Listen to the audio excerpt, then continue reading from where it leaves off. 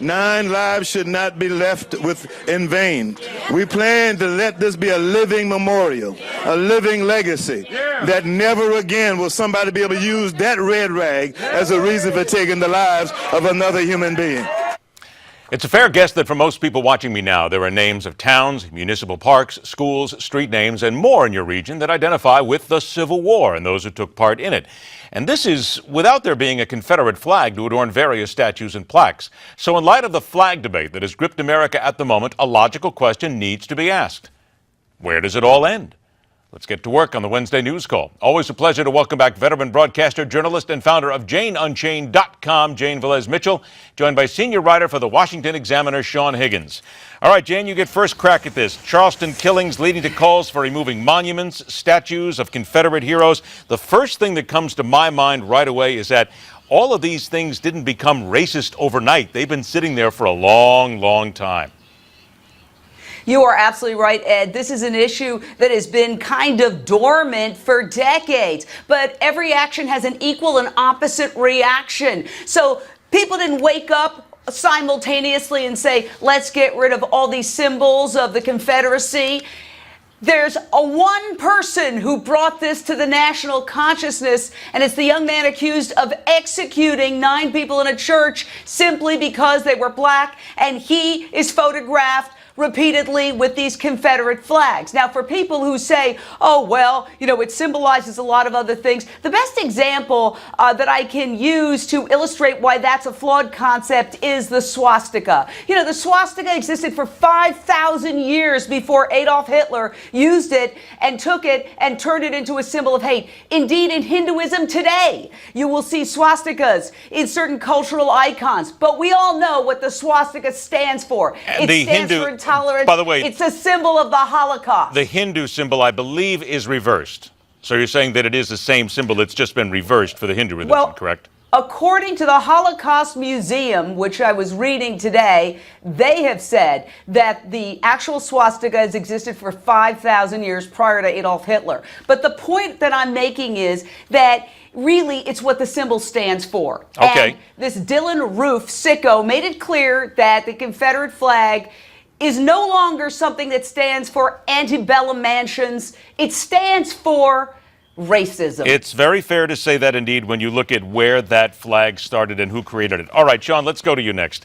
There are people who will say, all right, look, you want to get rid of it. It should have been taken care of a long time ago. But there are people saying, where does this end at this point? Is this eventually, hey, look, Rush Limbaugh was the one who brought into the conversation that they'll come after the American flag next, and he's not the only one to say that. So where do you draw the line?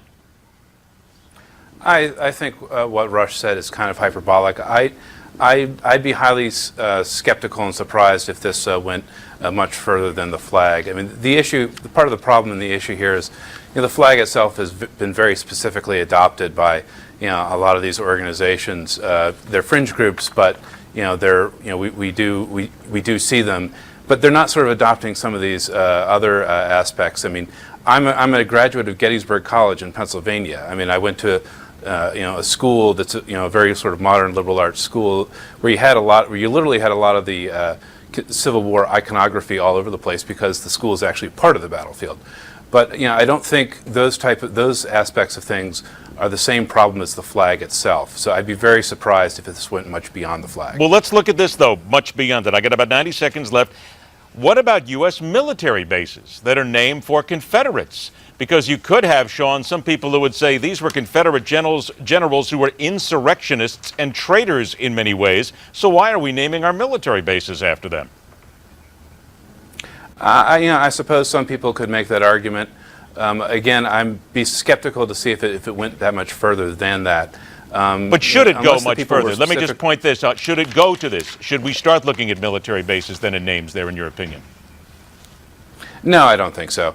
And again, as I said, I think the flag is a separate issue from some of the other aspects of this. I mean, we're a country where we don't make sort of we don't whitewash or erase parts of our history. We try to be upfront with it, which is part of the reason why we're having this debate now. But I think the other aspects of that I don't think are as offensive to people. I mean, obviously you're going to have these people, activists, who are going to try and push this as far and as they can get.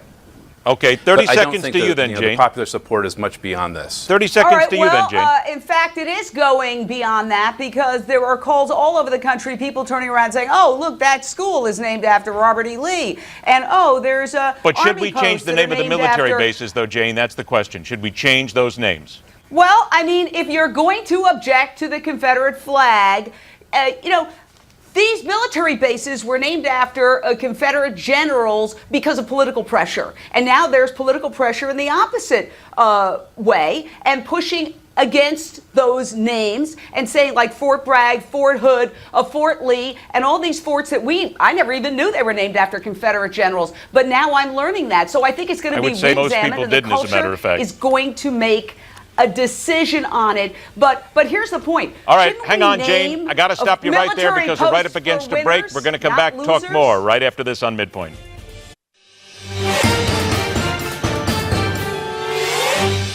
Diane Foley, whose son Jim was killed by us last year, said, as Americans, we can do better.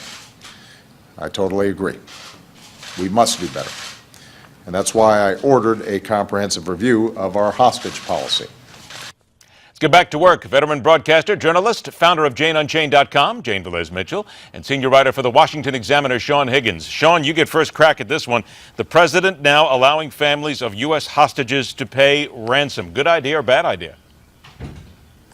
It's a tough call. I mean, I think by doing this, we are going to see more hostages and more people taken. I mean, in fact, in a lot of these countries, it's basically a business and a growth industry, and not necessarily a political thing in and of itself. On the other hand, it's a hard thing to tell a family, when their loved one has been kidnapped and held, by some thug.